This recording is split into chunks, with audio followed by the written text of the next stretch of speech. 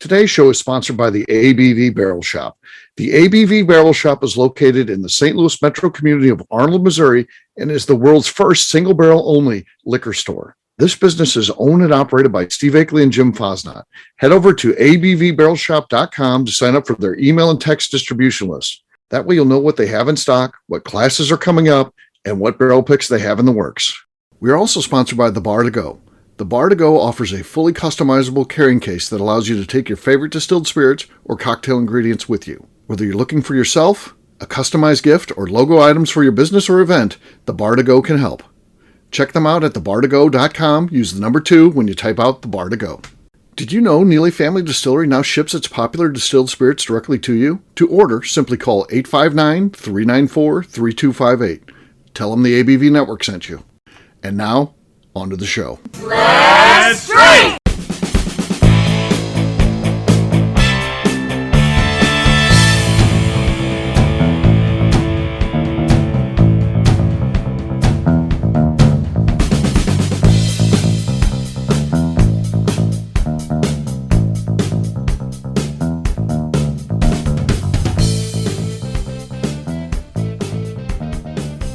Welcome to the Bourbon Daily, the podcast about everything bourbon delivered to you every day of the week. Today on the show, we complete a bracket challenge to determine the biggest bourbon story in the last 5 years. My name is McNew. Please join me in welcoming my co-host, Steve Akeley, along with our special guests, Dana the Dreamer 6, Nate Weingart, and Luke Otero. Hey, gang, what's up?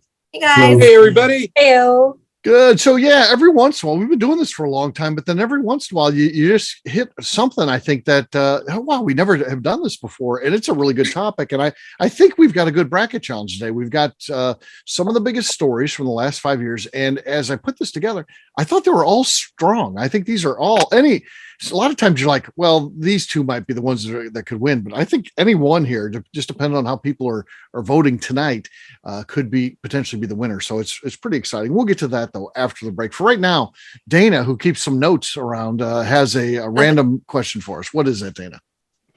So, what is a restaurant in your hometown that you totally tell visitors they must visit before they leave? Okay, this is a great question. A great question, because I am living my dream now, and Nate may get into this kind of stuff too, but I've grown up in St. Louis, and there's a restaurant that I love. It's called Cyberg's. It started out as one location in Afton, Missouri. And the funny thing is, Jim and I didn't know each other growing up. We lived in two different parts of town. I lived in South County, where the cool people live, the hardworking people. He lived in West County, where the rich people live. So we were two totally different experiences. But the place that we went and hung out at when we were adults, the bar that we would go to was Cyberg's. We didn't know each other. Maybe we ran into each other, but didn't never do that. But then we're comparing notes now. But we have they have multiple restaurants and even different brand names in town. They've got Helen Fitzgerald's and Twisted Tree. So they have a couple different, but I still have so much respect for them. I tell people, when you're in town, if you want to eat real St. Louis food, you need to go to one of the Cyberg's locations, because these are St. Louisans making St. Louis favorites. And right now we have a meeting next week with somebody from Cyberg's about doing a pick with them. And I can't even believe it. I can't believe this is family that I've known my whole life. And now we're going to have, they're going to come over to see our shop, see what we're doing, and potentially do a pick with us that'll be co-branded on our label. I'm blown away. That's goals. Yeah, it's gold. But yeah, go to Cyberg's if you're in St. Louis. It's real St. Louis food, and it's a cool thing. Anybody else can top that? I'm kidding. I can't top that, but I can tell you. So this is an interesting one. Casa Bonita. Okay. I don't know if you've ever heard of Casa Bonita. Okay. I am. Okay, Luke, you have to back me up on this. So Casa Bonita, as a kid, was this magical restaurant that you could go to. And when I say magical, once you got through this massive line and grabbed your food that slid out from a hole, you didn't see people. It just came out on a tray through a hole. No joke. And then you'd take it. Then they would take you up to this magical world of caves, Bad Bart, escaped gorillas, cliff divers. They actually have a waterfall where the divers actually jump off the cliff. They have the haunted, it wasn't a haunted house, but it was like Bad Bart's hideout, and you go through there. I mean, it was, and when I say was, because it closed down during COVID. But there's some great news. Matt Stone and Trey Parker, the creators of South Park, bought it and have been renovating it for this last year. And one of the jokes about Casa Bonita was the food was horrid. It was really bad, but the entertainment was so great. The magic shows, like they had like skits and stuff, so that it obviously was hugely popular. The sopapillas were fine, right, Luke? Okay, if you'd be there, but everything else was like good luck later on. But now these guys brought in a master level chef. And the food is going to change, and they are revamping. I love it. This is a great one too, Nate. Yes, you nailed it because it's quintessential your time. Yes. That's what I was trying to say too. Something that is so. It's been there for years. Right, yeah, right. And I remember they have a fountain out in front, and then they had this fountain where you'd throw the coin down, and this guy would like talk to you at the bottom of the fountain. And he'd be like, is there really a guy down there? And I will tell you, I know this is small talk. I will tell you one quick story that will make you guys laugh. I was a kid, and I wanted to go explore. I must have been probably five or six, and my parents said, okay, because it's a huge place. It is huge. And I went down below where they have the caves, and they have the ice cave, and they have some other things. And I'm walking down there, and I turn the corner, and there's Bad Bart, the bad guy, the cowboy, the villain. And you would think, like, back in that day and age, they didn't care about like scaring kids or anything like that. And he starts firing off his pistols and chasing me down the hallway. And they had to come and console me at my table with my parents because I was so scared to death that part was on my trail. So I can't wait. And if Trey and Matt, if you want to do a whiskey event there, oh my gosh, we would love to do a hidden barn at Casa Bonita in Colorado and make a fantastic event. So that's cool. That is so hilarious because one of the best episodes of South Park I still watch is the Casa Bonita, and Cartman is just he is just all over. It's everything Nate just described.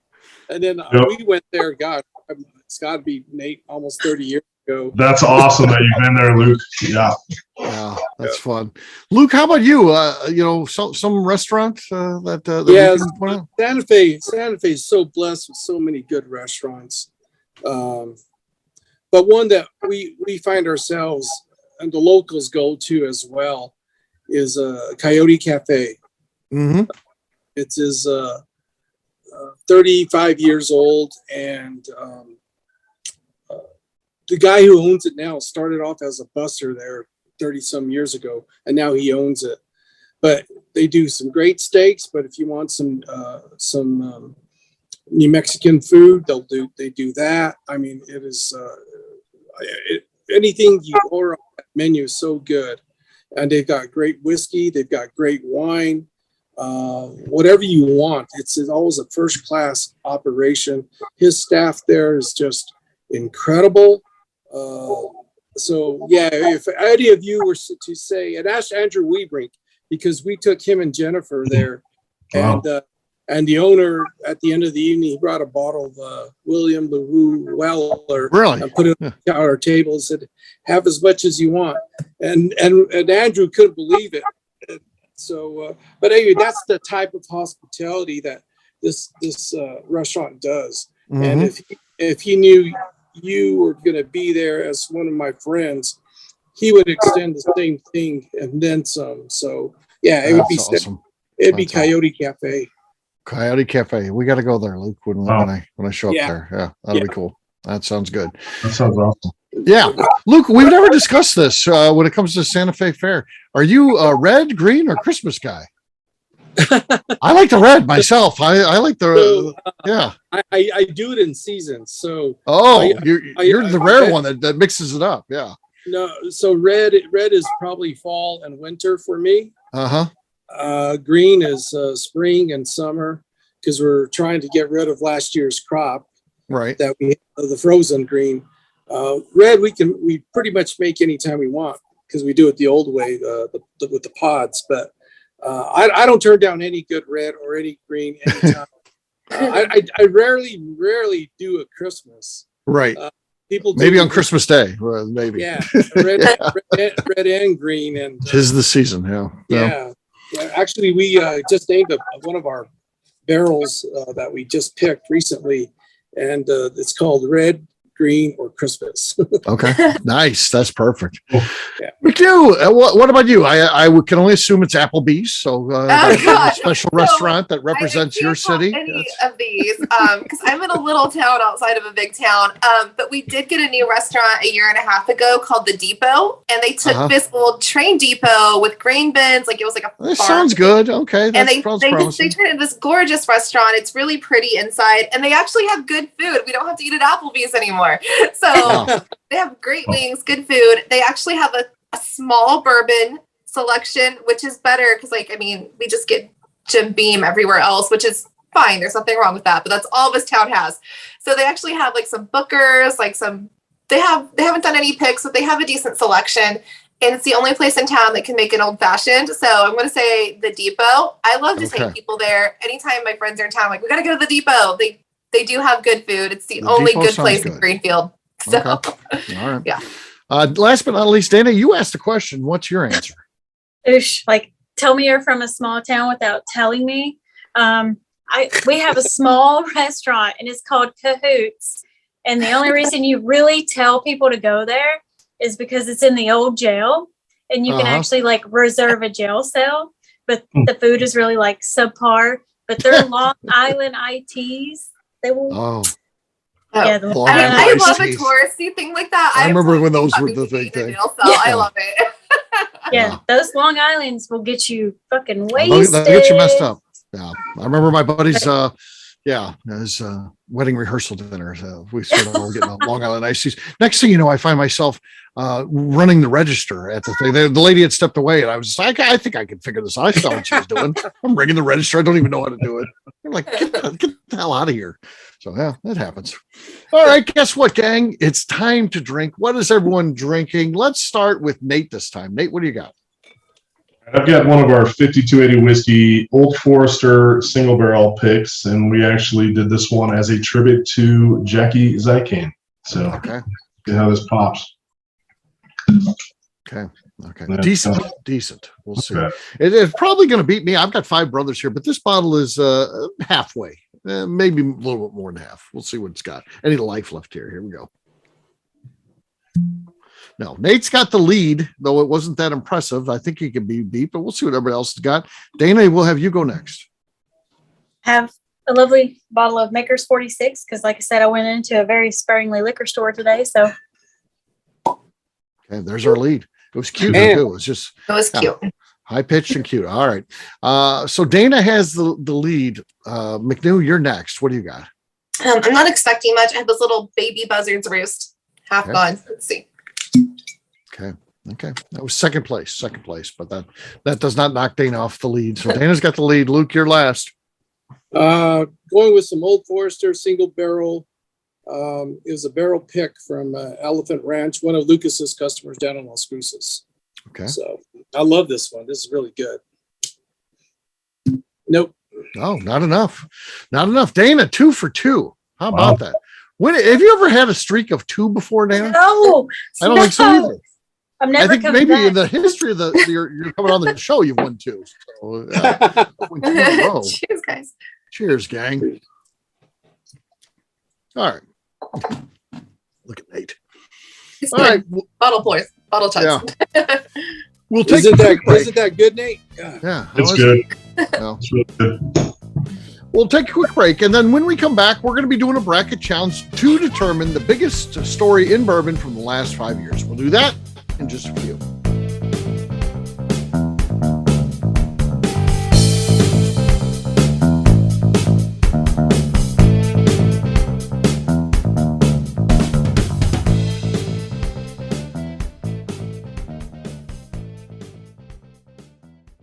First up is the ABV Barrel Shop.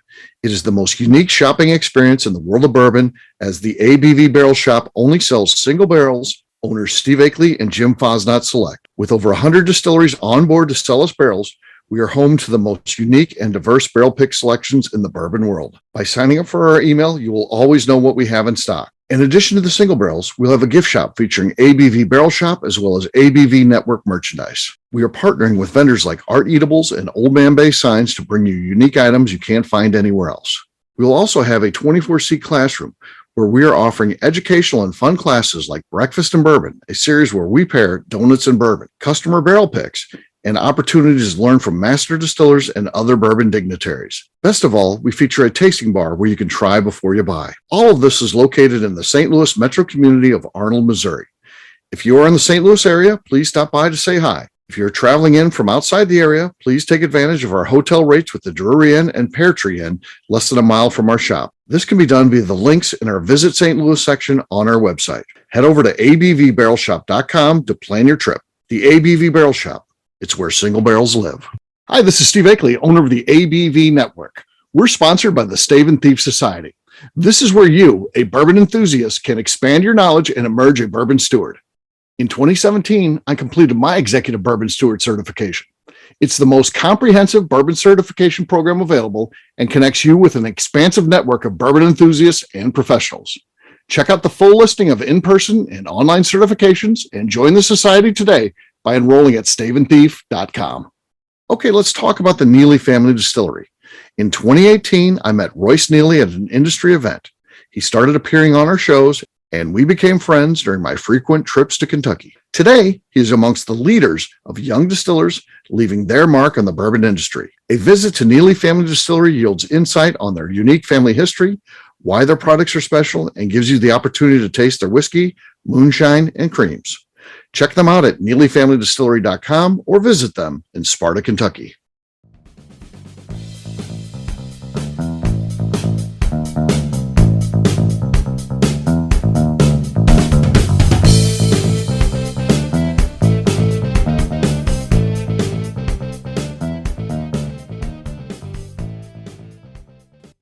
Hello, this is Jeff from Iowa, and you're listening to the Bourbon Daily. Welcome back to the Bourbon Daily. Today we have a bracket challenge to determine the biggest bourbon story in the last 5 years. Yes, we do. This is the stories, and then we'll go through the matchups in a second here. But the stories in general are, number one, Jackie Zykan quits Old Forester. So that was a big story. No one could believe it. What the heck's going on? And that leads to story number two. Again, it didn't come out at the same time. So, you're shocked. And then, I don't know, 2 weeks later, whatever it was, I don't know. Nate might be able to tell us the exact time, but then it's in the news again. And Jackie joins Royce Neely, Matt Danker, and Nate Weingard to open Hidden Barn. So that's pretty wild.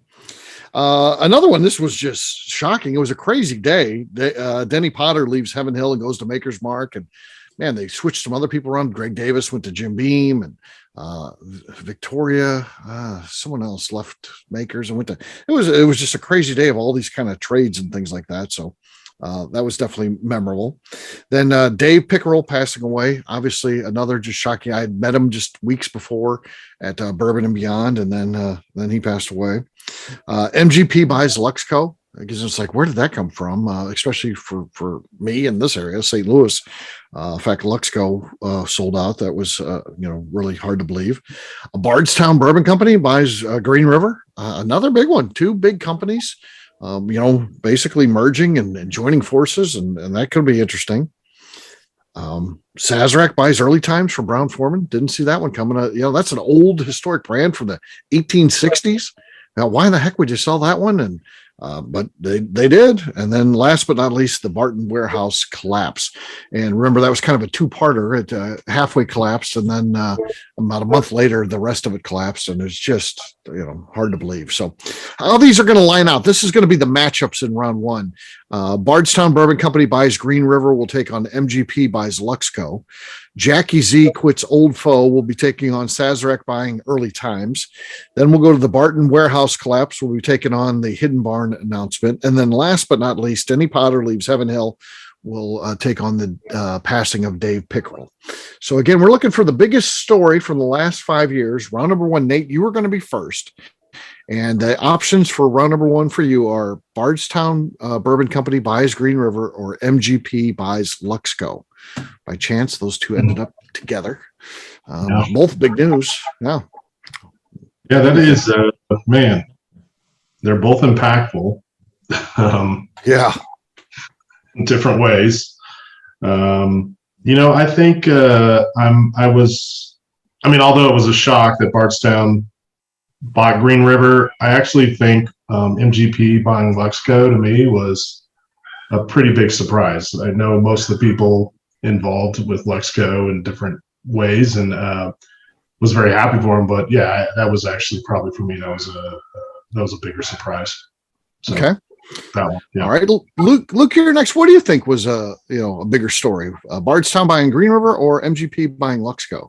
Well, I agree with Nate. Both of them were very significant. Both kind of play in the same realm too. I mean, MGP's source, and then Bardstown and Green River both big into selling source whiskey. That's it. Yeah. But I would have to go with Bardstown Bourbon Company buying Green River, because you have now this modern day distillery, Bardstown Bourbon Company, buying this historic distillery at Owensboro of Green River, and the footprint that both have is going to be felt throughout the bourbon industry in a positive manner. So I kind of, you sense that MGP was, or whatever they're called now, I forgot. Right. Well, it's still just MGP for us. We don't go with the Ross and Squibb or whatever it is. I don't even know. Lulu Wib or whatever. Right. Yeah. Okay. Well, we're tied up here. It's dead even through two voters here. Dana, you're next. Bardstown Bourbon Company buys Green River or MGP buys Luxco. What do you think was a bigger story? I'm going to have to follow with Luke there, because, I was kind of the same mind, because MGP, but Bardstown doing something was a little bit more. Okay. That means Bardstown buying Green River is up 2-1. McNew, what do you think? Bardstown buying Green River or MGP buying Luxco? What was a bigger story? So I was more surprised by Bardstown buying Green River, because Green River just came out with this great new bottle. Seemed like they finally got their shit together, thought they were going to do their own thing. That one surprised me more. So I'm going to agree with Luke and Data. All right. That means Bardstown buys Green River, moves on. Yeah. Both shocking in many ways, though. I mean, the Luxco just builds a distillery. You think, well, they're in the long term now. They've really made the commitment, and then they sell out. So, it was both shocking, but I can't disagree with either one if they would have done it. So, yeah. But that's what happens. Bardstown buys Green River, moves on. Next up is Jackie Z quits Old Foe, takes on Sazerac buying Early Times, the brand. Luke, you're going to be first on this one. What do you think was a bigger story? Jackie Zykan. Jackie Zykan. Yeah. All right. Dana, what do you think? I mean, hands down, Jackie quitting, because I never thought it would happen. Right. All right. McNew, what do you think? Jackie or Sazerac? Yeah, 100% Jackie. Bourbon Instagram lost their minds. It was huge news. Yep, it was huge news for sure. All right. Next up is the Barton warehouse collapse, or they also Jackie related, the formation of Hidden Barn when that came out. What was a bigger story? Round number 3. Dana, you're going to be first. Barton warehouse collapse or the Hidden Barn story?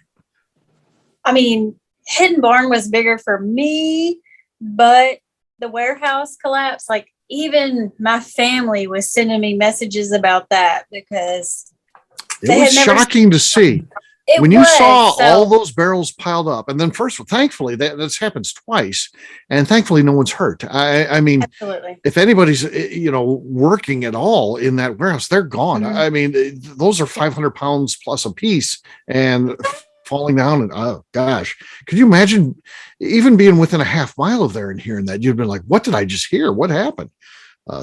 Crazy. Okay. So, Barton warehouse collapse gets your vote. Dana was first. McNew, you're next. Barton warehouse collapse or Hidden Barn?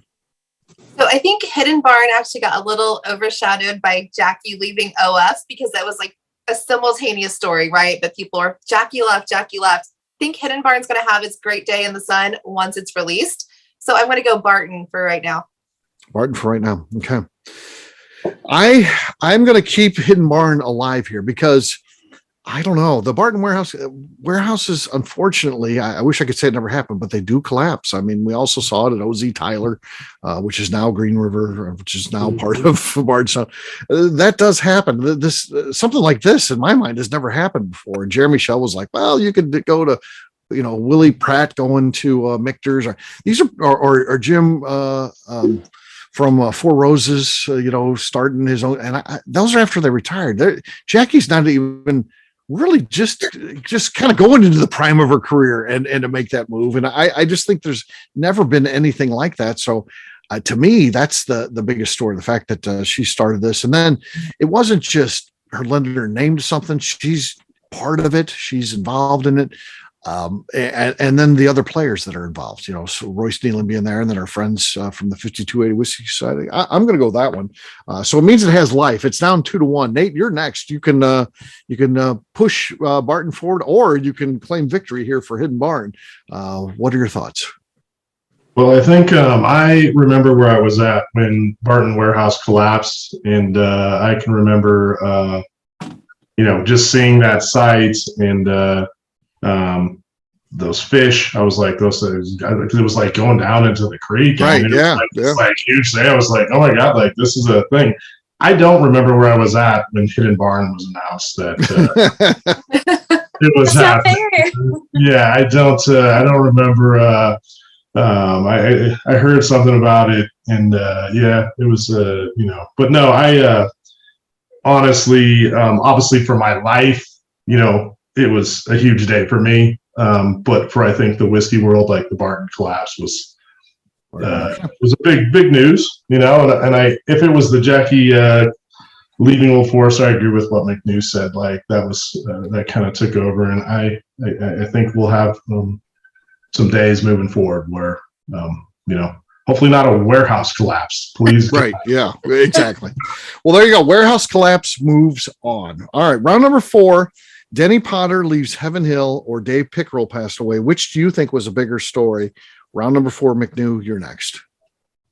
And so I remember when Denny left, and I was like, oh my gosh, because those are 2 of my favorite brands, and it surprised me because those are the brands I care about. Mm-hmm. But Dave Pickerel passing away, he was just such like a magnetic, huge personality in the bourbon world. So I'm going to go with Dave passing away. Dave passed away. Yeah. I'm going to go Dave passing away too. I think that, that is such a tough thing for, whiskey fans. Dave was, just an engaging guy, and of course he worked for so many brands, but, at the end we most associate him with Whistle Pig, and, he was the face. I don't think that brand has recovered since Dave has passed away. You just don't hear about him anymore. Dave brought them so much attention, and and Denny Potter leaving, again, shocking. But people do move and change positions, and he kind of went back to where he was from, so it made some sense anyway. So I'm going Dave. That means he's up 2-0. What do you think, Nate? Yeah, I'm gonna go Dave here as well. It's someone I wish I had met in person and been able to talk to and have a pour with for sure. Ironically, with the Denny situation, I remember right after that happened, he was at New Orleans Bourbon Festival, and we did a barrel pick down there, and he was just learning. Bernie was like helping him out. Yeah, it was like it was a really interesting thing, but I think sometimes people move around and whatnot, but it would have been nice to have met Dave. And I remember when that day happened, and it was sad. So for sure. Yeah. All right, so our final 4 is going to look like this. Green River buys Bardstown. I was combining all that for speed purposes. Jackie Z quits Old Forester. Barton Warehouse collapse versus Dave Pickerel passes away. That's what our final 4 looks like. Round number 5, I'm going to be first. Bardstown buys Green River, or Jackie Z leaving Old Forester. I think it's got to be Jackie Z. I mean, I do think that's huge, and I don't even know what the impact is going to be yet with that. I just feel like the combination of Bardstown and Green River together kind of starts mirroring, maybe even more so, with what MGP was, because MGP is now, they got all their own brands to focus on and trying to get things to theirs, and it doesn't seem like, it seems like over time they've had less and less older stuff, and Bardstown and Green River, they're doing a lot of sourcing too, so they're going to be a powerhouse there, and maybe the go-to moving forward. So you could make an argument that's a bigger story, but I still got to go with the Jackie Z thing. Just shocking. So, Nate, you're next. What do you think? Bardstown buys Green River, or Jackie Z quits Old Foe? I'm going to go with Jackie on that one. I think that that was a pretty huge surprise to everybody. And yeah. Luke, how about you? Jackie Z is up 2-0 over Bardstown Bourbon Company buys Green River. What do you think? Yeah, both very, once again, impactful to the industry world. We know what Bardstown Bourbon Company buying Green River is going to do to the industry. It's just going to, make it a huge footprint, which is a good thing. Right. That's a known. That is a very known factor. I mean, it's going to open a lot of doors for a lot of different people for a lot of different reasons. But the impact that Jackie Zykan leaving for Old Foe, that's the unknown, and that's what I'm excited about. So I think that's the biggest moment right now because, it's so serendipitous that, Steve, you have Dave Pickerel in this category further down, and what he was doing and what Jackie Zykan is going to do.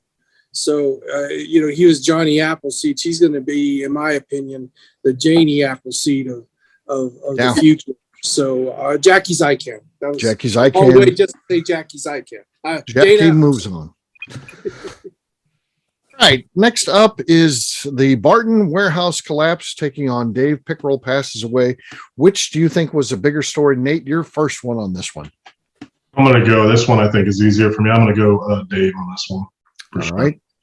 Dave Pickerel passes away. Luke, what do you think, Dave or the Barton warehouse collapse? What was a bigger story? I got to meet Dave about a month before he died, and that's where I got that autographed bottle for you, Steve. Yep.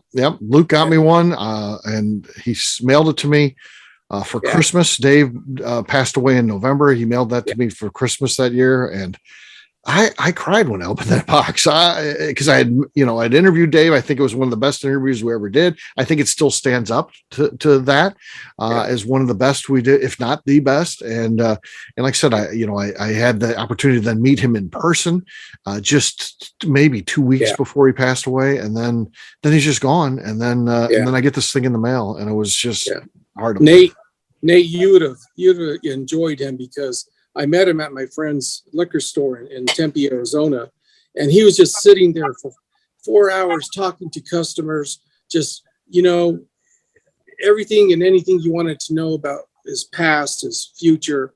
And he was just a gregarious type of individual. And so that's why. Dave Pickerel. Dave Pickerel. All right. That means Dave Pickerel is up 2-0. Dana, what do you think? Barton warehouse collapse or the passing of Dave Pickerel? What was the bigger story? Well, the barrel collapse is what most people know, but even in my world, the Dave Pickerel passing, I can remember my boyfriend and I going in places, and I was like, I want a bottle of Whistle Pig, and I could only buy like one of the little teeny tinies. So, I mean, the fact that he knows, and when I told him he passed, and I can remember Renee getting choked up over it. So, yeah. I'm going to go with that. I'm going to go with Dave. Okay, that sets up a finale that looks like this. Jackie Z quits Old Forester versus Dave Pickerel passes away. What do we think was the bigger story in the last 5 years? Round number 7, starting this thing out, is going to be Luke. Luke, what do you think? Okay, so I've already alluded to a little bit of both of the backstories. And Dave, he just really set, I think, a very high bar. And his touching of many, many distilleries across the country was impactful and left an indelible mark for a long, long time. But I'm going to go with the news of Jackie just because of the unknown, what she's going to be able to do. She's young. She has, in my opinion, she has all the traits as Dave Pickerel does, and the knowledge, she can communicate probably just as good as anybody else. So I'm going to go Jackie Zykan. Okay. Dana, what do you think? Jackie Zykan quits Old Forester or Dave Pickerel passes away? What was a bigger story? Luke kind of stole the thunder there. Way to go. I really have to agree with him. I agree with the passing, but I think with Jackie quitting, there's a whole new fire. It's a Phoenix kind of situation. Yeah. Yeah, Dave's, it's cemented in what his legacy is, and Jackie has still not created that legacy yet. She's still, creating that as we speak. So that's what makes that one so shocking and such a big story in my mind. McNew, you're next. Jackie Z quits Old Fool, or Dave Pickerel passes away. What was a bigger story? Yeah, you guys all said it very well, but in your Bourbon Show interview, Steve, Jackie said it well too. She's a woman leaving a dream job in this industry. And I think that's really inspirational. So it's going to be great to see what she's going to accomplish, because it's going to be great things. It's one to still watch. Like, we have Dave's memory, and that's great. But Jackie leaving, I don't want to think about it. Jackie left. Like, Jackie's going to go do cooler, newer things. So I'm very excited for that. There you go. So the biggest news story the last 5 years was Jackie Z leaves Old Forester, at least according to us, on this evening. So there you go. What a great, session for sure. I mean, all incredibly challenging stories to kind of, it's definitely not apples on these things. So it's very difficult decisions made tonight, but ultimately we picked out what is a very big story and one that we'll continue to watch. So yeah, very cool. All right, we'll wrap this one up as we always do by talking about where people can find us. Nate, we'll start with you. Where can people find you? All right, so Instagram, it's hidden_barn. And you can also find me at 5280 Whiskey on Instagram. And then you can find us here Monday. I know, obviously Monday to you guys on the show doesn't mean much. So I don't know if the show is going out, but hiddenbarnwhiskey.com. There will be, you can go to that website and learn all about Hidden Barn and everything you want to know. So, all right. Luke, how about you? Where can people find you? You can find me on Instagram at Santa Fe Boutique Wines, and Luke Otero at SantaFeBoutiqueWines.com. All right. Dana the Dreamer 6. You can find me as Dana the Dreamer 6 on both Instagram and Twitter. All right. McNew. I'm on Instagram at McNew ABV. All right. For me, I'm an easy guy to find. I'm at Steve Akeley on Twitter, Instagram, or Facebook. I've got a website, steveakeley.com. The important website, though, is abvnetwork.com. Check it out, because everything that we do is out there. We send out a couple newsletters a week. That's all available and archived on abvnetwork.com, along with a lot of other stuff. So check us out, and be sure to check out the ABV Barrel Shop. Sign up for our notifications so you know what we have in stock and see if there's something you like. McNew, anything else to say before we get out of here? I would like to remind the audience to please give us a 5-star review. That includes comments. It helps new people find the show, which is very important to us. And if you like what we're doing, we ask that you please visit our Patreon page at patreon.com/the ABV Network. All right. Great job today, gang. Audience, we'll have a brand new show for you tomorrow. Looking forward to that. Until then, take care, everybody. See ya. Bye. Bye. Cheers. Good night. Peace.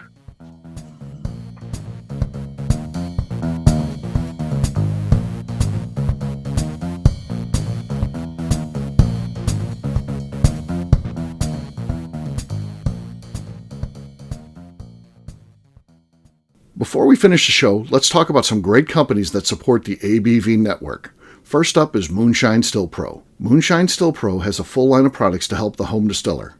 Whether you want to experiment on the stove in your kitchen, or you're looking for a bigger setup in your backyard, owner Russell Creed and his team can help. They have multiple still offerings, accessories, and even grain from their partners at Goldstone Mill to assist you in making whiskey on par with your favorite distillery. They can also help you with some fabricated parts you probably can't make yourself if you are attempting a DIY still project.